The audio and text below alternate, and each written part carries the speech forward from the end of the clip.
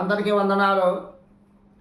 యేసుక్రీస్తు ప్రభువారు సిలువకి బలి అయిపోయే సమయంలోని ప్రజలందరూ కూడా ఆ సిలువ మరణాన్ని చూస్తుండగా ఏడుస్తున్నారు.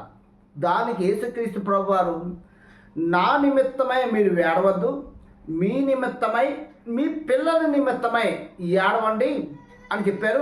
వాళ్ళ పిల్లలకి ఏమైంది? వాళ్ళందరూ బాగానే ఉన్నారు కదా. అయినప్పుడు కూడా మీ నిమిత్తమై మీ పిల్లల నిమిత్తమై ఏడవండి అని ఎందుకు చెప్తున్నారు అన్న అంశం మీద ఈరోజు దేవుడు మనతో మాట్లాడుతున్నారు. ఇందు నిమిత్తమై లూకాసు వార్త 23వ అధ్యాయం 27వ వచనం నుండి 30వ వచనం వరకు. గొప్ప జన సమూహంలో ఆయన్ని గూర్చి రొమ్ము కొట్టుకుని దుఃఖించుచున్న చాలా మంది స్త్రీలను ఆయనను వెంబడించిరి. యేసు వారి వైపు తిరిగి, యెరూషలేము కుమార్తెలారా, నా నిమిత్తము ఏడవకుడి, మీ నిమిత్తమును మీ పిల్లల నిమిత్తమును ఏడవడి. ఇదిగో గొడ్రాండును కనని గర్భములను పాలియని స్తనములను ధన్యములైనవని చెప్పబడే దినములు వచ్చుచున్నవి. అప్పుడు మీ మీద పడునని పర్వతములతోనూ మమ్ము కప్పుడని కొండలతోనూ జనులు చెప్పసాగుదురు. యేసుక్రీస్తు ప్రభువారు, నా నిమిత్తమై ఏడవద్దు, మీరు మీ నిమిత్తం మీ పిల్లల నిమిత్తము ఏడవండి. అసలు మీకు పిల్లలే లేకపోతే, మీరు కనని గర్భములైతే, పాలియని స్తనములైతే మీరు ధన్యులు అని చెప్పబడుతుంది. ఎందుకు యేసుక్రీస్తు ప్రభువారు ఈ వచనాలు ఎందుకు చెప్తున్నారు అంటే, ఆ సందర్భాన్ని బట్టి, అక్కడ ఆయన సిలువకు అప్పచెప్పబడ్డాన్ని బట్టి ఏడుస్తున్నటువంటి ఆ ఏడుపుని బట్టి చెప్తున్నారా అంటే, ఇది ఆయన సిలువకి అప్పచెప్పే సందర్భంలో ఏడుస్తున్న వాళ్ళ కోసం చెప్పట్లేదు. అది ఎవరి కోసం చెప్తున్నారంటే, రేపు 7 ఏళ్ళ శ్రమలు రాబోతున్నాయి. ఆ శ్రమలు చాలా భయంకరంగా ఉంటాయి. ఆ శ్రమల్లోని మీ నిమిత్తమై మీ పిల్లల నిమిత్తమై ఆ శ్రమల్లో తప్పించబడ్డానికి ఏడవండి. అంతేగాని నేను మరణమైపోతున్నా, నా మరణాన్ని బట్టి మీరు ఏడవద్దు, నా మరణం కంటే గొప్ప శ్రమలు మీకు రాబోతున్నాయి అయ్యా, 7 ఏళ్ళ శ్రమలు. ఆ శ్రమల్లో తప్పింపబడ్డానికి మీరు ఏడవండి.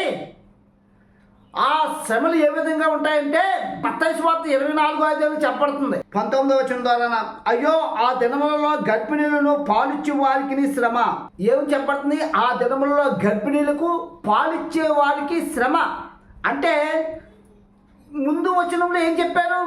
మీరు కనని గర్భములు పాలిన స్తనములు ధన్యములైనవి. అంటే మీరు ఆ శ్రమల్లో మీరు బ్రతకడమే కష్టం, మీరు రక్షింపబడమే కష్టం. మీరు చంటి బిడ్డలతో ఉంటే, పాలిచ్చే శిశువులతో మీరు ఉంటే, మీరు ఇంకా రక్షింపబడడం, ఆ శ్రమలు తట్టుకుని కాపాడబడడం, ఆ శ్రమల్లో మీరు నలిగిపోవడం, మీతో పాటు ఆ పసిపిల్లల్ని కూడా మీరు మహావ్యాధులు పెట్టే స్థితిలోకి మీరు రాబడుతున్నారు. కనుక కనని గర్భములు పాలిన స్థలములు ధన్యములై ఉన్నాయి. అంటే ఆ సమయంలో గర్భం దాల్చుకుంటా చంటి బిడ్డలు కలిగి లేకుండా ఉంటే, మీరు కనీసం మిమ్మల్ని మీరైనా రక్షించుకుంటారు. గర్భంతో ఉంటే మీరు ఎక్కడికి పారిపోతారు ఆ శ్రమలు చూసి? ఆ శ్రమలో ఏం చేయబడుతుంది? మహాశ్రమలు. ఆ శ్రమలు తట్టుకోలేక అరణ్యానికి, చుట్టుపక్కల ప్రాంతానికి పారిపోవాలి. ఏ విధంగా? ఉన్న పాలుగా కట్టుబట్టలతో. పొలంలో ఉన్నవాడు ఇంటికి రాకూడదు, మిద్ది మీద ఉన్నవాడు కింద దిక్కకూడదు. అంత భయంకరమైన పరిస్థితులు. ఆ పరిస్థితుల్లో మీరు రక్షింపబడాలంటే, మీరు కాపాడబడాలంటే మిమ్మల్ని మీరు రక్షించుకోవడమే కష్టం. అటువంటిది మీరు గర్భిణులు అయితే, పాలిచ్చే తల్లులైతే మీరు పారిపోవడం, ఆ వేదనలు తట్టుకోవడం, మీరు నిరాశ్రయులుగా ఉండడం, ఆ 7 ఏళ్ళ శ్రమలు గడిచిన దాకా మీరు దాక్కుని ఉండడం, మీరు పోషింపబడడం, చాలా కష్టమైన పరిస్థితుల్లో, దుర్భరమైన పరిస్థితులు అనుభవిస్తారు.